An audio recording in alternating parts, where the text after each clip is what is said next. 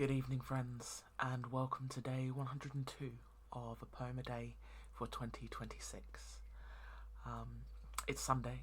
It's Sunday evening. I'm quite late.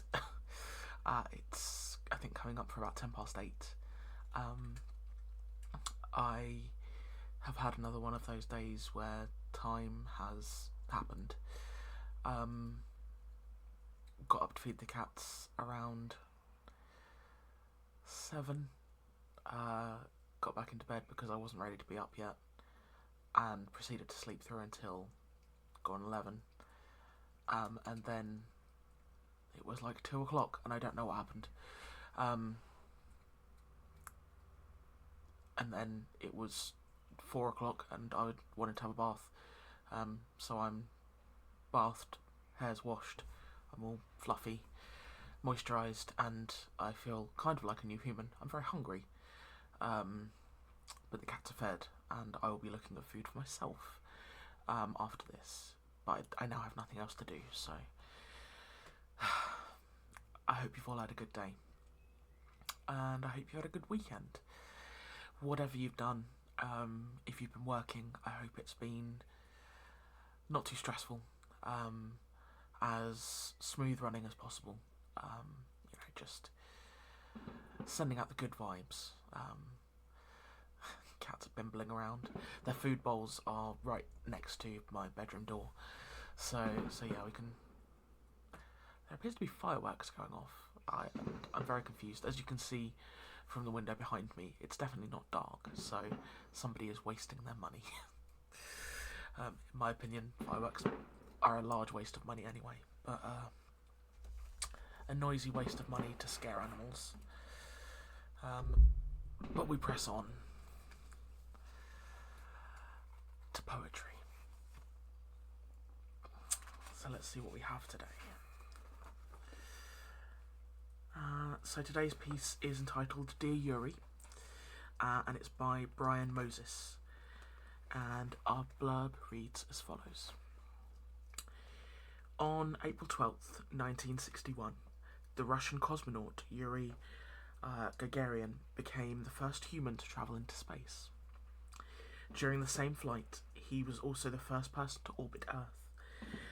When his craft, Vostok 1, was launched, he shouted out,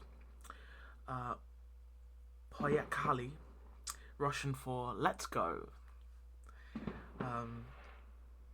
And yeah, that's amazing. So we're celebrating an anniversary of the first human into space today, which is apt because obviously Artemis 2 is currently spacebound, sending us some beautiful images of the moon. Sorry, I've been vaguely following the antics of Artemis 2,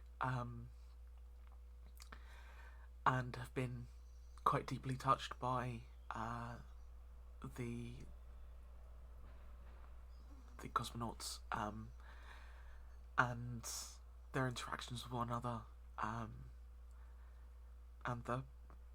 I'll come back to it afterwards, otherwise I'm going to ruin myself. So this is Dear Yuri by Brian Moses. Dear Yuri, I remember you. The man with the funny name who the Russians sent into space. Were you desperate for fame? There surely must have been safer ways to get into the history books. Perhaps you couldn't rock like Elvis, or you hadn't got James Dean's looks. Perhaps you couldn't fight like Ali, or make a political speech, so they packed you into a spaceship and sent you out of Earth's reach. And Yuri, what was it like to be way out there in space, the first to break free of Earth's gravity and look down on the human race? Dear Yuri, I wanted to say that I remember your flight. I remember your name, Gagarin, and the newsreel pictures that night. You must have pep-talked others when they took off into the blue. I've forgotten their names, but Yuri, I'll always remember you.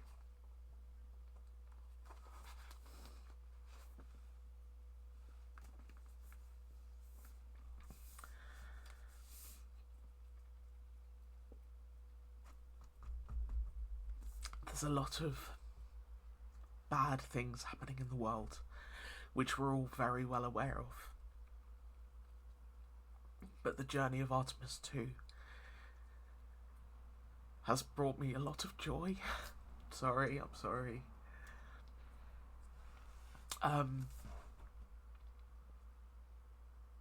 There was a clip I saw on a social media platform earlier this week where two of the men were talking back to the space station, and one of them commented that they had found a bright spot on the surface of the moon, and he wanted to name it Caroline in honour of the other man's departed wife. If I remember correctly, I think she had lost the battle with cancer about 4 months ago. And his colleague wanted to name this bright spot on the moon after his wife, in honour of him and their teenage daughters at home.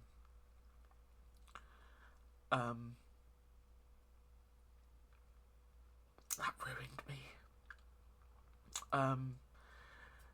That felt like peak positive masculinity. And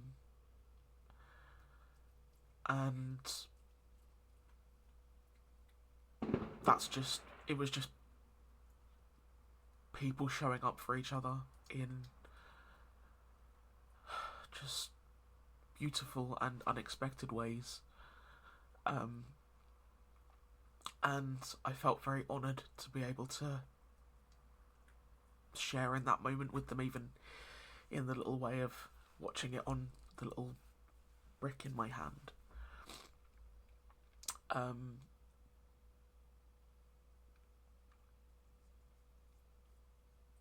Space is amazing. I've always been fascinated by space.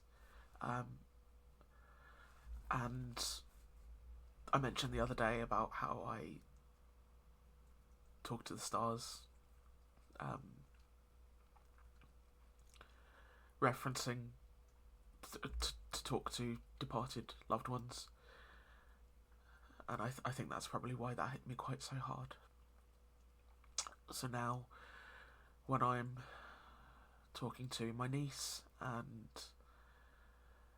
the people who I love dearly, I will, and I see the moon, I'll say hello to Caroline.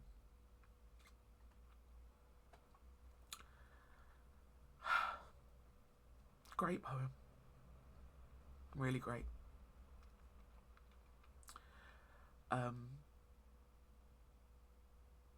Yeah. Thanks for being here, folks. Hopefully you're not bored of me crying. I promise you I don't mean to. I always have been quite an emotional person. It does tend to float closer to the surface when I'm tired, or when I'm physically drained. And I think I mentioned on Thursday that obviously I had roller derby training on Thursday evening. I was in the office on Friday, and then I had D&D yesterday, which was all good stuff. But after essentially spending a week in my house, seeing no one, it was quite draining. So yeah, I am very tired. And even the theoretically simple act of washing my hair this afternoon and moisturising myself, I'm knackered, on top of all of those things. So yeah,